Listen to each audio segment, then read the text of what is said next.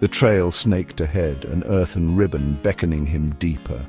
Sunlight dappled through the canopy, painting shifting patterns on the forest floor. He breathed deep, filling his lungs with the crisp air, the scent of pine needles and damp earth. A solo hike, just him and the wilderness. This was the life.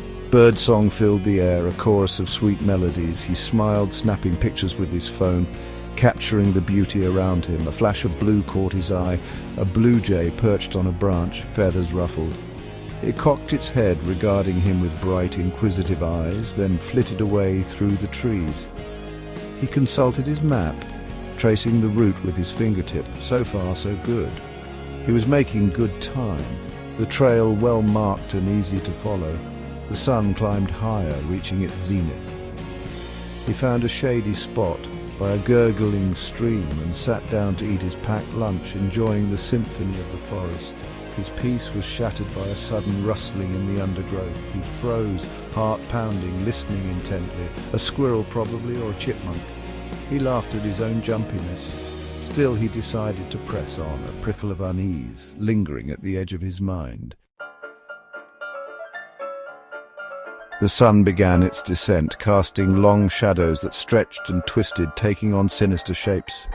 He checked his map again, a knot of anxiety forming in his stomach. He'd been walking for hours, but the familiar landmark seemed oddly absent. Had he taken a wrong turn? Panic welled up inside him, cold and clammy. He checked his phone, but the signal was gone, swallowed by the dense foliage.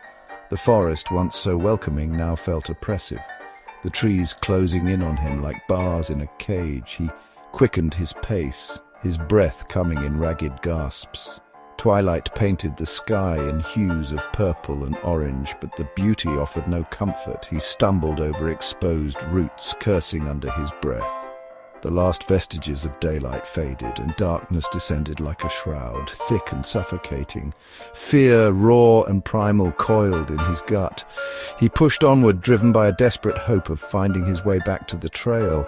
His foot caught on something, sending him sprawling. He lay there for a moment, catching his breath, despair threatening to overwhelm him. That's when he saw it, a faint light, flickering in the distance. A beacon of hope in the overwhelming darkness. He surged to his feet, adrenaline momentarily banishing his fatigue.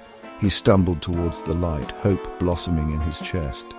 As he drew closer, he made out the silhouette of a small cabin, its wooden walls dark and weathered with age. Smoke curled from its chimney, a promise of warmth and safety. He approached cautiously, his hand hovering over the rusty doorknob. He hesitated, a shiver running down his spine. Something felt off, but the alternative, another night lost in the dark woods, was unthinkable. With a deep breath, he pushed open the door and stepped inside. The interior was small and dusty, lit by a single flickering oil lamp. A fire crackled in the hearth, casting dancing shadows on the walls. The air was thick with the scent of damp wood and something else he couldn't quite place. A musty, almost sweet odor that sent a prickle of unease crawling up his neck. He turned, his gaze drawn to a series of portraits lining the walls. They were dark and unsettling, the subjects' faces obscured by shadow, their eyes seeming to follow him around the room. He shuddered, a wave of exhaustion washing over him. He sank onto a dusty cot in the corner, too tired to care about the strange atmosphere of the cabin. Sleep came quickly, heavy and dreamless.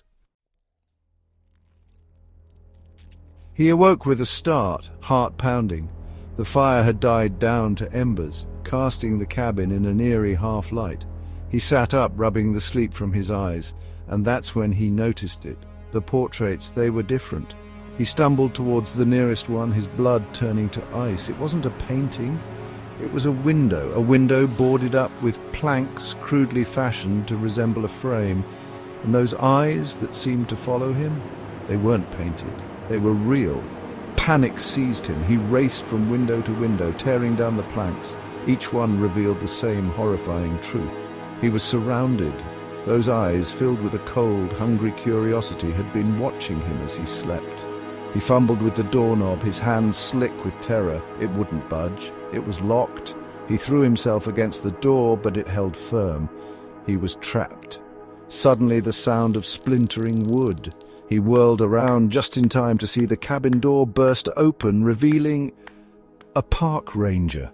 Relief flooded through him, so powerful it nearly brought him to his knees. He had never been so happy to see another human being in his life. The ranger helped him to his feet, his expression a mixture of concern and amusement. "Lost, son?" he asked gruffly. He could only nod, too overcome with relief to speak. He never looked back at the cabin, but the memory of those eyes, watching, waiting, would stay with him forever.